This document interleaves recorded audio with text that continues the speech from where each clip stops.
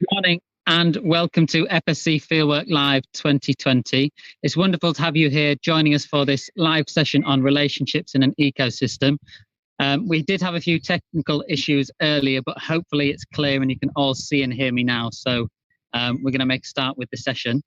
Now, I've been informed that we've got people from all over the world joining us here today for this session. So we have people from India, the US, Kenya, Zambia, Guernsey, and many of you joining us here in the UK. So welcome to you all. My name is Sam, and I'm going to be the one delivering this session here.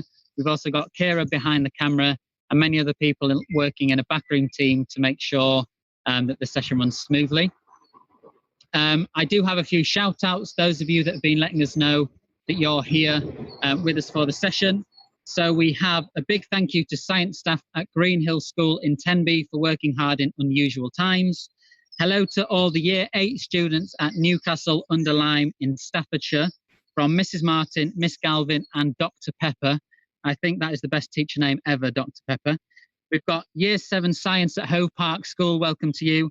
We've got Year 8 at South Chingford Foundation School, and we've got some more coming through, so I will have a shout out to all of you when you join us. Now, we're here focusing on relationships in an ecosystem today. We're going to be focusing on a freshwater habitat, and we're going to be looking at a pond today. So that's what we'll be focusing on. If you guys do have any questions, you can submit those to the Encounter Edu website. Hopefully they will get answered. And I do have some questions that have already been submitted, which I will have a go at answering later on in the session. So like I said, we're going to be focusing on our pond here today. So first of all, we want to be thinking about what specifically is within our pond. So there's going to be a few different habitats in there. There's going to be a few different species living in there. There's going to be things from outside the pond that are also going to affect stuff living within the pond. And we're going to cover all of those different things. We're going to have a go at doing a live pondip later on and looking at some species that have been caught within the pond. So hopefully we've got a good session ahead of us. We're going to focus firstly on what is a pond itself. So that's the habitat we're going to be looking at. And a pond is a small freshwater body of water that has been created by natural or artificial means. So it could be made naturally in sort of hollows in the ground where a lot of rain has poured and it's filled up, and then over time, plants and animals have started to colonize that. They can dry out and fill back up throughout the year. So if you've got a dry period, the pond may disappear and then it may fill back up in the winter. They can also be created artificially. So many of you may have ponds in your gardens. You've dug a hole, you've put in your pond liner, you've filled it with water, and you've added your plants and your fish or whatever it may be. We have this pond here. So Kira might be able to give you a view of that. It's probably about 10 meters in length and maybe 3 meters wide. And ponds vary in all different shapes and sizes. You can get them really small, sort of a meter squared, up to the size of a football pitch, really. You can get a big difference. But the thing that's consistent with ponds is to do with their depth. So ponds are always shallow enough so that plants can grow from the bottom all the way to the surface of the pond. If you compare that to a lake is much deeper, okay? It can be up to sort of 100 meters deep, and plant life isn't going to be able to survive at the bottom of a lake, whereas in a pond it will. Some other freshwater habitats we have are rivers and streams. Now they can be fairly small, but they're going to be flowing water, whereas our ponds are usually a still sort of closed system where water shouldn't be coming in or out to that system. So that's ponds, and they are a really important, diverse ecosystem globally. Here in the UK, ponds hold 2/3 of all freshwater species within the UK can be found within ponds. So you get a whole variety of wildlife. You can get fish living in the pond, you get birds that use the pond, amphibians, invertebrates, many different plants. So a whole host of different things will be living within these pond ecosystems. Now, the pond itself is going to be impacted by the sort of environment that surrounds the pond itself. So you may get ones in open fields, you may get ones that are formed in woods, and they will have different compositions of the pond and what is living within the pond itself. So we're going to look at this pond here. If Kira could just pan over to the other side there, we can see that our pond is in quite a shady location. So we've got all these trees, quite tall trees as well, that are blocking the sunlight from getting down to this pond here. Now, as there's not as much sunlight here in a completely open pond, that is going to have an effect on the amount of plant life that could maybe survive. The trees are also going to add lots of what we call detritus to the pond. So detritus is things like dead leaves, dead branches, blossom that is falling off those trees and landing in the pond. Some of it may float on the surface, but most of it will sink down to the bottom and form kind of a sludgy mud layer at the bottom of the pond.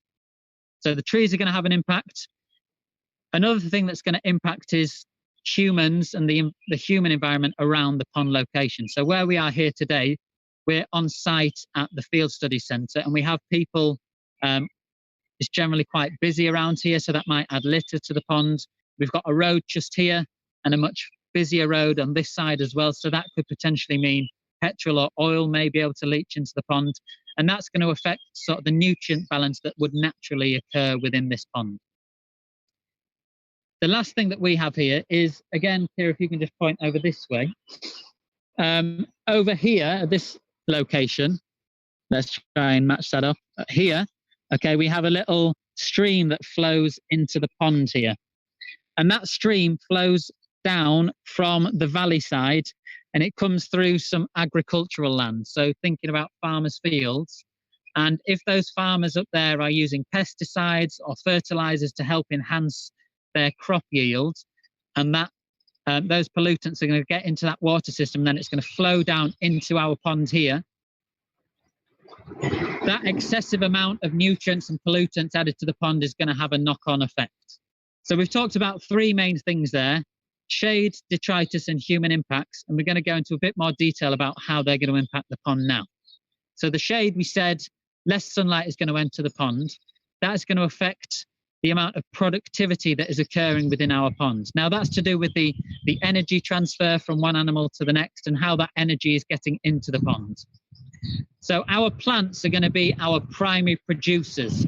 They're the lowest level of the food chain, and they get all of their energy from the sun. They do this through the process of photosynthesis, where they convert that sunlight into energy, and they can grow and sort of spread further over the pond. Now, if there's less sunlight, that's not going to happen, and that could have an impact on more and more species within the pond, because those insects that feed on the plant life, they're not going to have any food, so the insects might die, and so on and so on.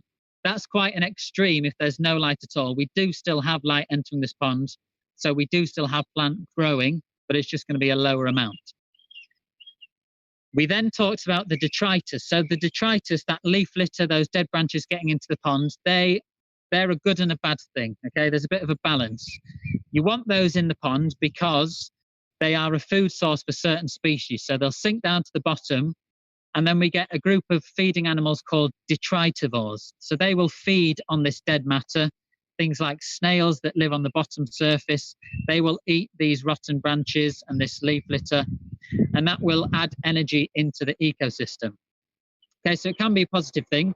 If we do get too many leaves entering the pond, though, it's going to have a bad effect. It's going to cause the water to be cloudier, the water's going to be less clear, and it's going to add too many nutrients to the ponds, which can result in devastating impacts. So the last thing is the human impact. So we talked about the pollutants getting into the pond. That's going to be the main issue here, those pollutants washing down from the valley side. If we get too many pollutants, that causes an increase in nutrients and can result in a process called eutrophication. Now, eutrophication is where you get an excessive amount of nutrients entering the pond, and this can result in a mass blooming of algae or plants that will sort of form on the top layer of the pond. And we're getting the start of this here in our pond. So if we get to look over here again, we can see the section where the drain is bringing that stream water in from the top of the valley. So we can see all of this is blooming here. Okay, this excessive plant growth is because of those extra nutrients. We're getting this plant growth. We're also starting to get, we look down here, this sort of algae. So we can see that sort of green gloopy film that could cover the whole top layer of the pond, okay? It's starting to occur here. Just put that back in there. And we're getting the start of that. If that was to bloom excessively, we're getting loads more nutrients pumped in. The whole pond is going to be covered. And what that is going to mean is that plants that live at the bottom of the pond, they're not going to receive any sunlight filtering through, because that algae and the plants at the top, they're going to take all that sunlight up. So the plants within the pond are going to start to die. And again, that could have a knock-on effect. The herbivores can't survive, the predators can't survive. The other thing that will happen is when that algae and plant that is covering the top of the pond starts to die, that will all sink down to the bottom of the pond. And that's going to be a massive amount of organic matter. And in order for that to be broken down, it's going to need lots of bacteria to do so. And for this bacteria to have enough energy to do that, they need to use a lot of oxygen. So a lot of oxygen is going to be taken up by this bacteria to break down all of that dead algae at the bottom of the pond. And that is going to take away all of the oxygen from the pond, and it's going to cause something called anoxic conditions, whereas the pond has very low levels of oxygen, and that can result in the death of everything within the pond, because no plants will survive, no fish, no invertebrates that use the water and the oxygen in the water to breathe. So it's going to have devastating impacts if that's the case. So that's sort of the conditions outside the pond that can impact. We're now going to think about in the pond itself. So you should have a pre-resource worksheet, and on that you should have a couple of locations where you can write down some predictions. So hopefully they will be on screen for you now.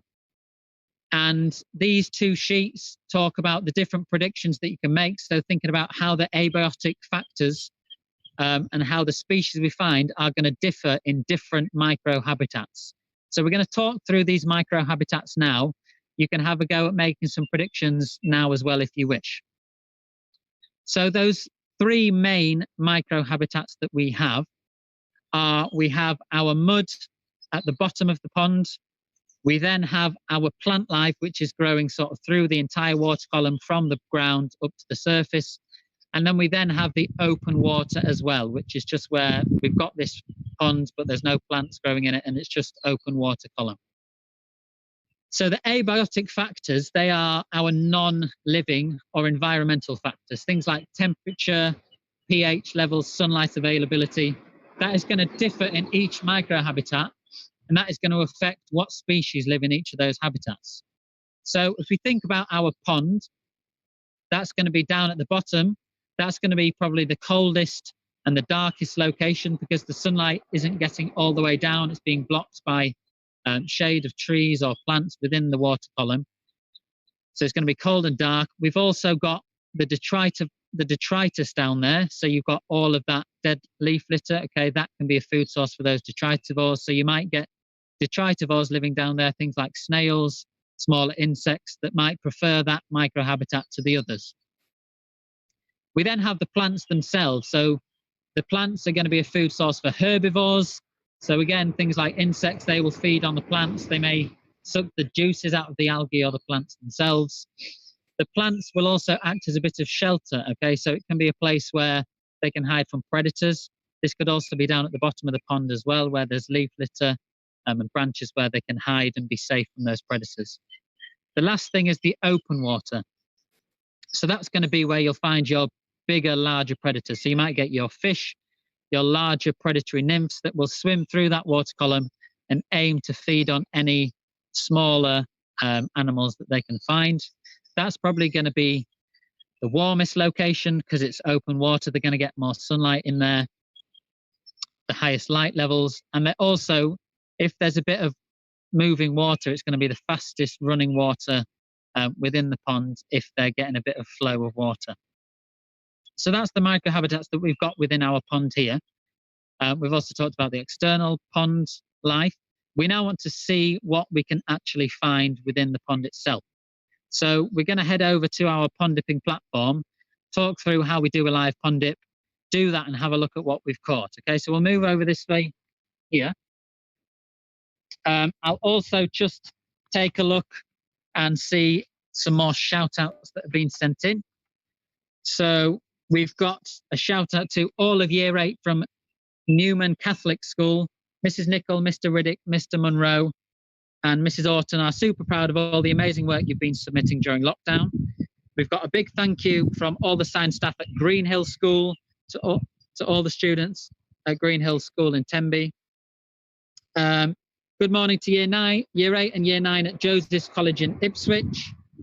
Hello to Edgbaston High girls who've been learning about ecosystems and food webs in their home learning this term. So hopefully they'll be pretty good at this. Keep up the good work.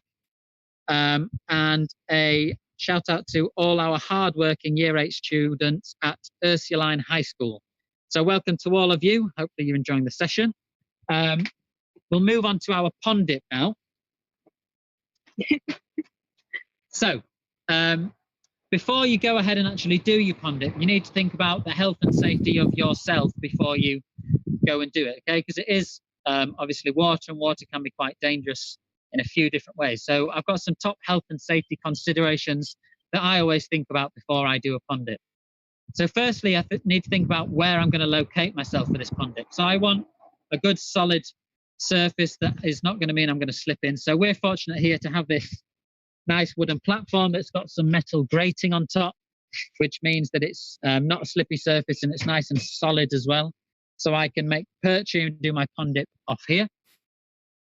You then want to make sure your footwear is appropriate, so something with good grip on the bottom again to stop you from slipping and maybe falling into the pond. You then want to think about making sure that you're not ingesting any of that water yourself. So if you were to, some of our sheets blown away. If you were to have any sort of open cuts or wounds, you would want to make sure they're covered either with some waterproof plasters or some gloves before you go ahead and do the pond dip. You also want to make sure that as soon as you finish the pond dip, you go and wash your hands so that later if you're eating a sandwich or whatever, you're not getting, just wait for that lorry, you're not getting any of that bacteria being ingested into your body. So we're all safe and prepared here. We'll go through how we would actually do our dip. So the first thing we need to do is make sure that our trays are filled with water. Okay, that's already been done for us. We do this to make sure that once we've collected our sample of aquatic animals, we can pour them straight in and they're going to be comfortable in that. You then obviously need your net. We've got these big nets here at the center, so I can just stand up and do my dip from here because we've got this long handle. The way in which I do my pond dips, okay, is we put the net in the water and just sweep back and forth as we do so. You want to make sure that as you're sweeping, though, you're turning the handle. And the reasoning for this is if you just went back and forth like so, all the sample that you collected would just be washed out. So we'll have a go at doing this pond dip in our 2 microhabitats. We're going to do one in the plants here and then move closer to the edge of the pond, and we're going to do it in the mud substrate over there. So we'll put we'll put the net in and have a bit of a sweep back and forth. You are likely to catch lots of plant life as well as species. So you just want to grab hold and pour all that and give it a good wash so that you collect your whole sample in the pond, in the tray there. So we can see we've got our plant life and there will be a few things living around in there. What we're going to do is we're going to move on to our next one and then leave these 2 to settle and then we'll come back and have a look later. So we'll move on to our next one. Now this is the pond dip in the mud, so this is going to get pretty dirty and the water is going to get dirty, but if we leave it to settle over time, that should all sink to the bottom and then we'll be able to see those species moving on the top. So you need to put your net in and make sure that you're hitting the ground, and you can feel that you're dragging along the ground. We've got a bit of mud there, so we've got lots of detritus in this one. We can see we've got all that leaf litter in there, and hopefully that's going to be a good spot for lots of different organisms that like to feed on that. We can already see we've got a few tadpoles and things swimming around, so that's good. So we're just going to leave these 2 trays to settle. Whilst we do, I've already got some organisms that we caught in a pond dip earlier on today, and we can go have a look at those in a bit more detail and talk through some specific adaptations of those and have a go at doing a scientific drawing together. So that's just over this way. So I'll just scoop past you there.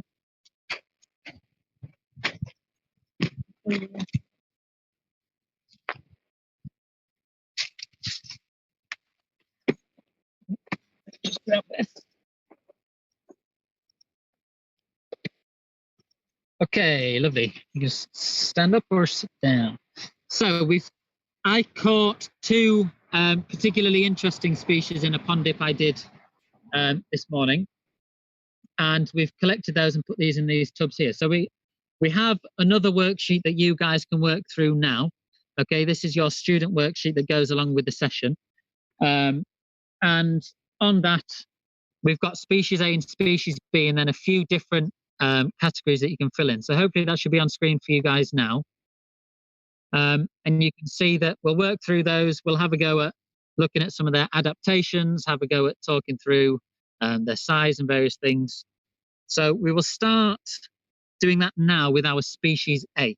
So I'll just put this over here for you, Kira. So that is our species A there. Oh, there's also It's just a little fly. You can ignore the one. So it's the big guy here.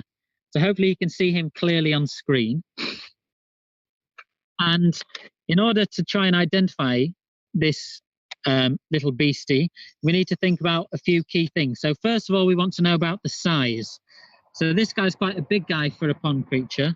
If we put that ruler next to it, we can see that it's roughly, I would say roughly 3 centimeters. So 30 millimeters in length, this one. And we want to think and look at any key identifying features we can see. So the number of legs is always a good one.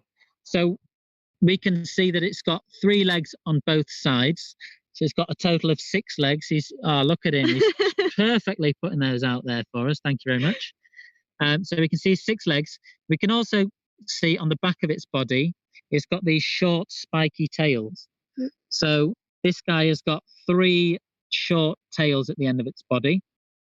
And then we want to think about the coloration. So it's quite a dark brown color, and it's got these different sort of segments to the main body. So we've got a lot going on there that will help us identify it. Now, if you're not completely sure on what it is just by looking at it, you can use an ID guide to help you guys work out what it is. So we have one here. This is one of our Field Studies Council guides. We've got these for all different sorts of organisms, and we're using the freshwater invertebrate one today. So how this works is you start at this location here, and it will give you a yes or no question, and then you follow the series through, and it will ask various questions about certain features it has, and it should take us to our organism. So we'll work through this one together. So first of all, does it live in a shell or a case? So in our case, no, it doesn't. It's not like a snail or a case caddisfly. So we move to here. Does it have legs? Yes, we know this one has legs. Does it have jointed legs? Now we could see earlier as it was moving, its legs were bending and it was walking along. So this one does have jointed legs. Does it have more than 6?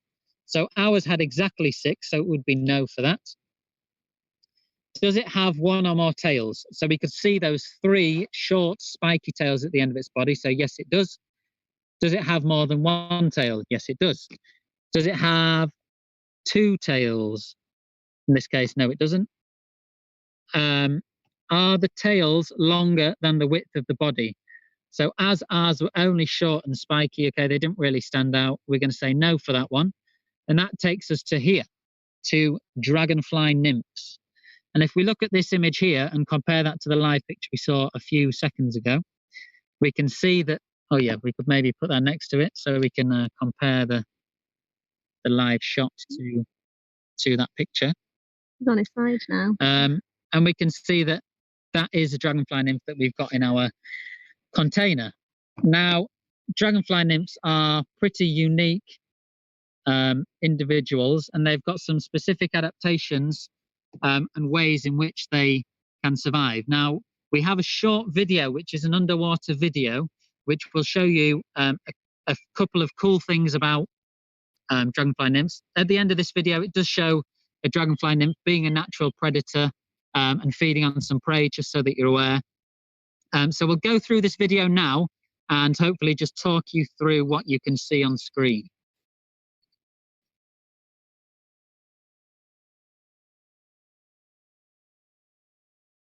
So hopefully you can see there, we've got this dragonfly nymph. The first thing to note is the way that it breathes. So the dragonfly nymph breathes through its rear end, okay? Its gills are in its abdomen.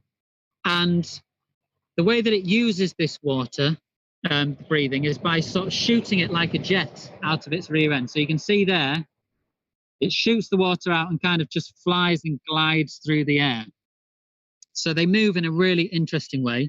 The way they feed as well, they've got these really long mouth parts there. So you can see it trying to grab that piece of prey, and then it's using its mouth parts to hold it and feed on that poor, unsuspecting creature. So quite a funky little guy. And one of the main predators that you will find in the ponds, they eat other insects. They're even known to try and eat fish. Okay, so even though they're fairly small, they'll try and feed on some of the larger fish that you may find within ponds. So that's our species A. Hopefully you managed to get a few things down on that sheet. We will now move and have a look at our species B. So this one is a lot smaller. He's over here. Very active, we can see. That's not very helpful to go into that bit of weed. Maybe if I just remove that. Hopefully we can see it a bit clearer there.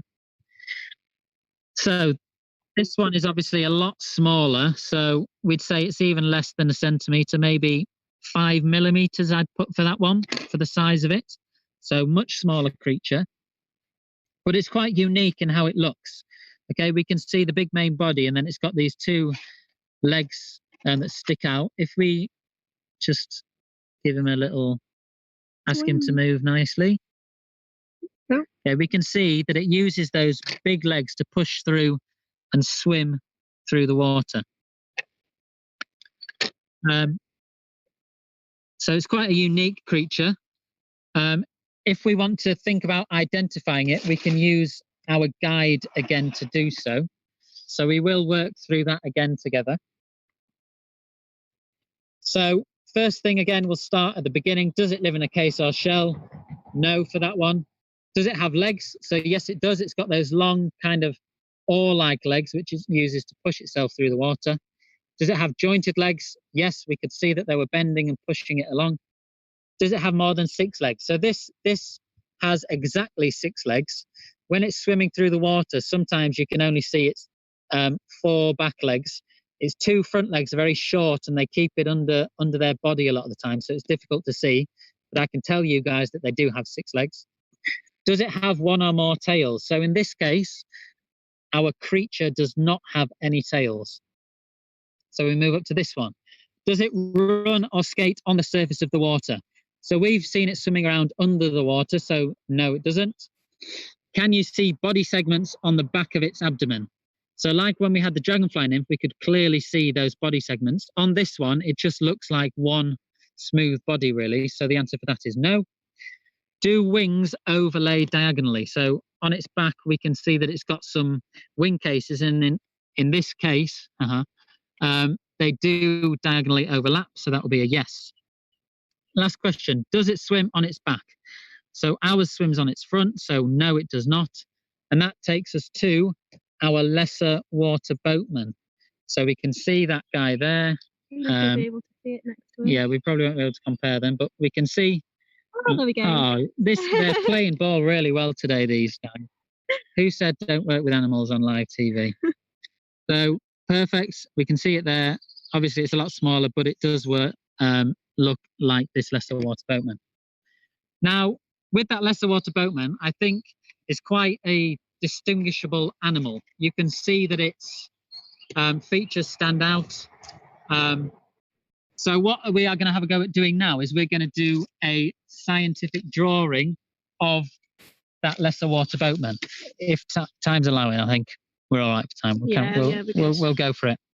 So hopefully what's going to happen here is we're going to put an image on one half of the screen, which is giving you a still image of the lesser water boatman. And then I'm going to have a go at talking you through the method of how we would draw a scientific drawing of that. Now, you need to set up first of all and think about how you're going to do it. So firstly, you want a nice sharp pencil. Okay, so when you're drawing, you're going to have clear, precise lines. You want to think about filling up the space of your page with, make the drawing as big as you can. So I've got this A4 sheet. You guys have your smaller sheet, okay? You can either do it in the box here, or you could do it in a larger sheet yourselves if you wished. But I'm going to use the sheet just so you guys can see it as well. Doing a scientific drawing, you want to just draw the out. I've got this. Excuse me. You just want to do the outline of the organism and not think about doing any shading or colouring in, okay? Just the outline or any patterns. But you're going to get all of the detail from your labels. So your labels, you could add about the colours. You can write as many legs as there are or whatever. You want to start off with a title. So I've just put a scientific drawing of a lesser water boatman. And then the last thing you're going to add is a scale. So you need to think about saying how big this organism is in real life, because it's actually not as big as this page here. That would be pretty terrifying if water boatmen were that big. It's only 5 millimeters, so we need to tell people that. And the other thing to note with scientific drawings is it doesn't have to be a masterpiece, okay? I am not a good artist by any stretch of the imagination, but hopefully it will be a good enough drawing with lots of labels that would help us identify what it is. So I'm going to start out with the body. Okay, so the body shape is kind of a rough acorn shape, kind of like that, I would say. And then we can add the head. So we can see that the head kind of comes down a bit and round, a bit like a bit of a long rugby ball shape. And then we've got our two eyes. Okay, they've got really quite, oh, it's not connected, but that's fine. We've got really quite large eyes there, and we'll add just the last, oh dear, my practices are much better than this. We'll then go for the obvious features, which are our legs. So they had those long oar-like legs, okay, really long and hinged like so. And you guys probably won't have been able to see, you might see on the picture, but it's got small hairs attached to it like this. And that helps it swim along under the water. So we'll do both of those long hinged legs like so. Okay, and then it had some others at the back. So it's got those other legs. They're a bit shorter. Again, we'll add those hairs. Like so. Now, looking at it live, I cannot see the two forelegs. Okay, the two legs at the front. So I'm not going to draw them on, but I can write a label later on, which will give us an indication that it's there. We can see that their wing cases are diagonally matched. So we can draw, those wing cases might look something like this. And I think that's a good enough outline of what a lesser water boatman would look like. We now want to add those labels to give us that detail. Okay, so we want to make sure they're nice, precise, clear lines. So I'm just going to label the legs and say long oar-like legs used for swimming. Okay, so we know that it's got these long legs and we've got the function there. I'm then going to write about the two legs at the front. So the two front legs are hidden under the body, but it tells us then that it has got 6 legs in total, which is important to know. Okay, we don't have the colour, but we've seen that it's a dark brown, so we can draw a bit of a label here to say dark brown colour. Anything we're missing there? What can we say? We also need to put this, we could talk about the wings. Yes, so these patterns are to do with the wing cases. So our wing cases overlap. Okay, and then the last thing that I said is we need our scale bar. So if we draw it the full size of the body, it's probably, oh, sorry, headbutting the camera there, which is about that. And then we just write that size is 5 millimeters. We then know that in real life, this is only 5 millimeters, not the actual size here. So there we go, just a very quick basic drawing. You guys could have done that alongside with me, or you can take a lot longer and go through this process as you want, if you're watching this back later or whatever. So that's how you do your scientific drawing. And yeah, there we have one. We now hopefully filled out this sheet that has information about the species A and species B, so our dragonfly nymph and our water boatman. We're now going to go back over to our samples from earlier and have a little look through those just quickly for a few minutes, see if we can see any difference in between those. We did another dip earlier on today and wrote down all this information completely, so we'll talk through that after. But shall we head over this way?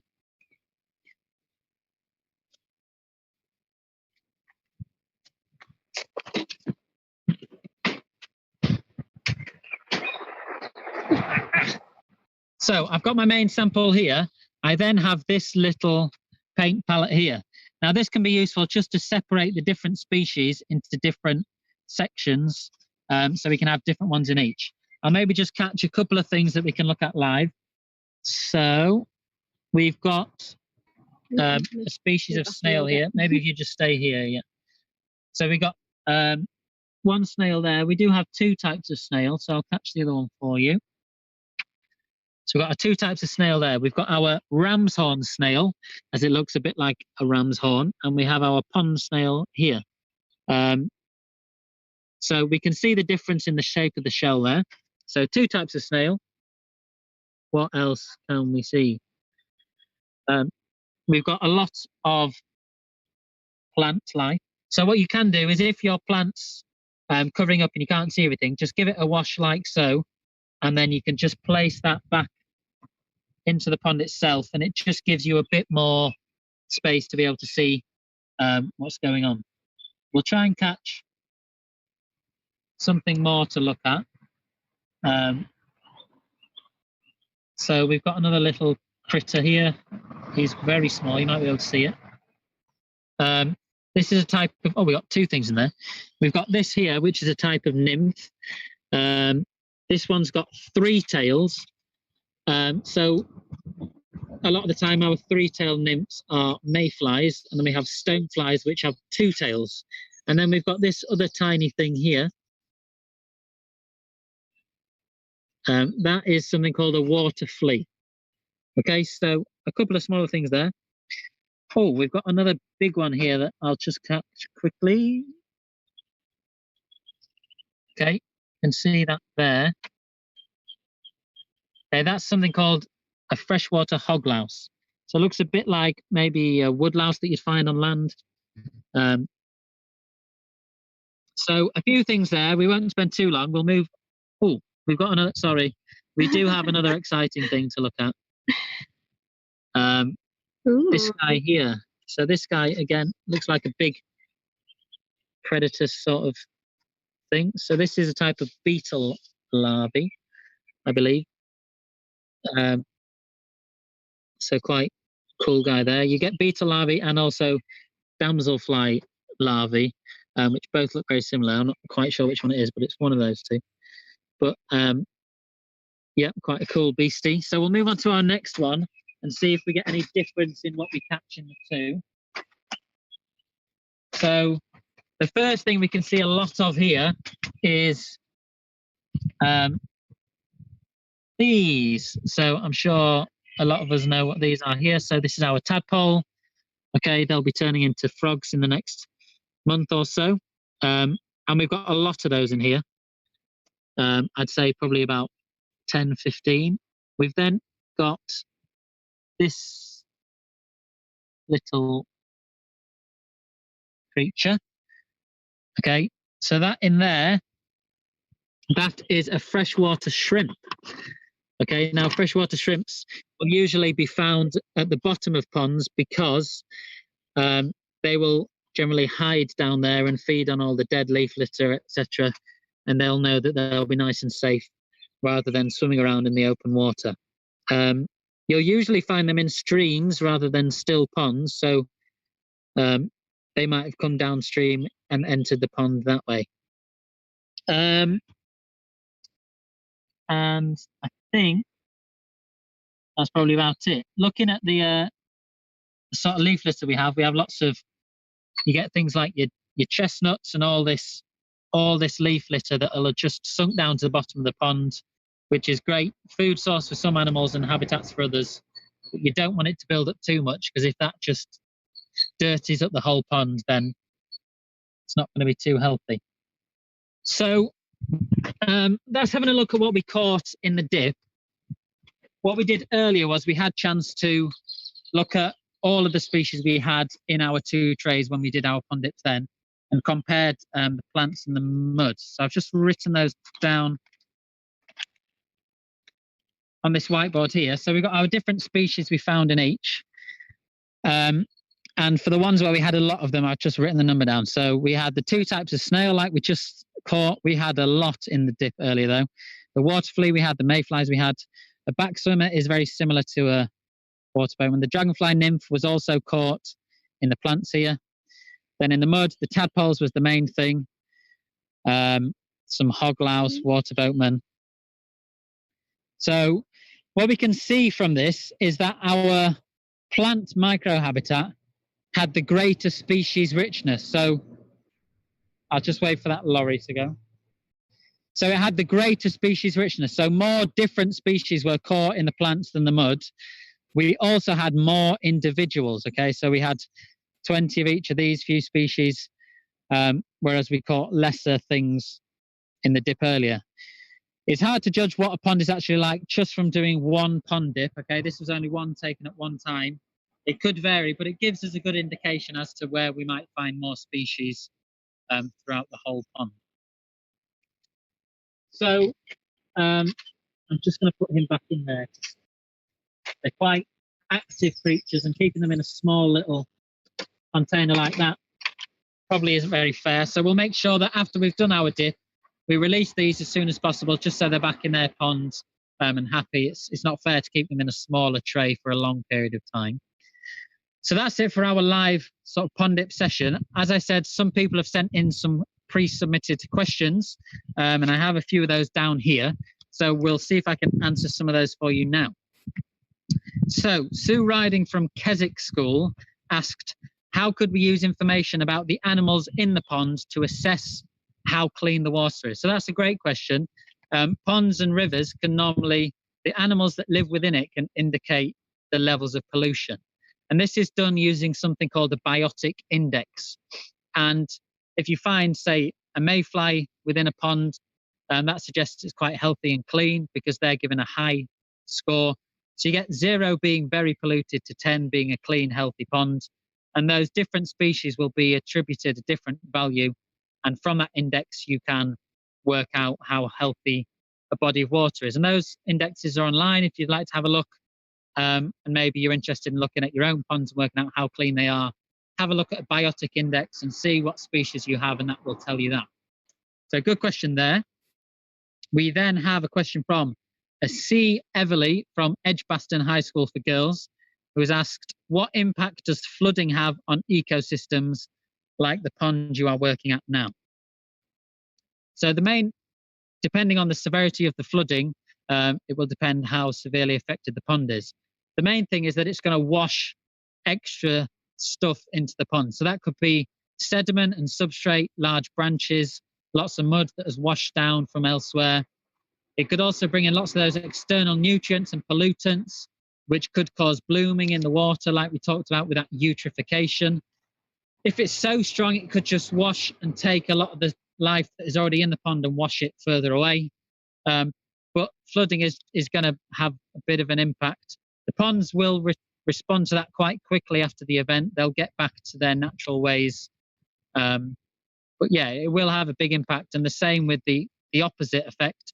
If there was a drought and we had no rain, the ponds would dry off fairly quickly. But if they did get some rain after that, it would build up quite quickly. So good question. We've got a question from Natalie Davis from Holyport College. What would happen if different creatures went into the pond? Now, that's a good question. Ponds are generally quite a stable habitat. There's not much that comes in and out, but you can sometimes get species entering a pond that shouldn't live there. Okay, so you can get what we call invasive species. So certain types of freshwater mussel that can get into ponds, or certain types of shrimps. Okay, they can completely come in and change the whole food chain or food web within a pond. Okay, generally the food webs are quite delicate, so if one species were to come in and eat all of another species, okay, that would change how all the species interact together, because their food source would be gone, so they might die off or they might start eating something else. So if another creature did enter, it would have quite a big impact. And another question, Victoria Norfolk from Hove Park School has asked, what is the most interesting creature you've found? So that's a good question. I think probably the two we looked at earlier, I would say the dragonfly nymph is a very cool one, quite big and easy to see. We do also have newts in this pond here, so newts are quite an interesting amphibian to find.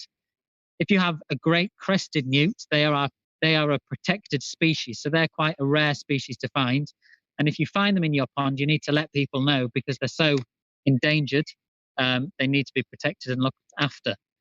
So yeah, there are some quite cool things to be found. I think ours would be the newts that we have here. Cool. So that's all some of the questions that you guys have submitted. Hopefully that's answered that for you. And if not, hopefully throughout the session you've had lots of questions answered as well. And that's it really for what we have here today. Hopefully you guys have managed to tune in live. If not, this will be available to look at later on. And yeah, so if you do want to join in with any other sessions that we do have going on over the next couple of weeks, we do have sessions for all different age groups. So we've got 7 to 11, 11 to 14, 14 to 16, and 16 to 18.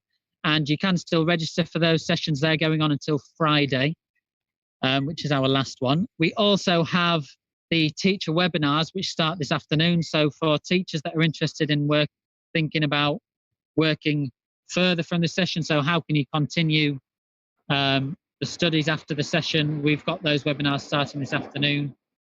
So again, you'll have to log on at fieldwork.live for those, so make sure you go to the website.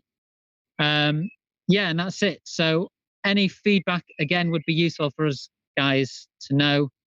Any comments you have on the session, please do send in to us. And that's all. So thank you for joining for this session today, and see you guys again soon. Bye.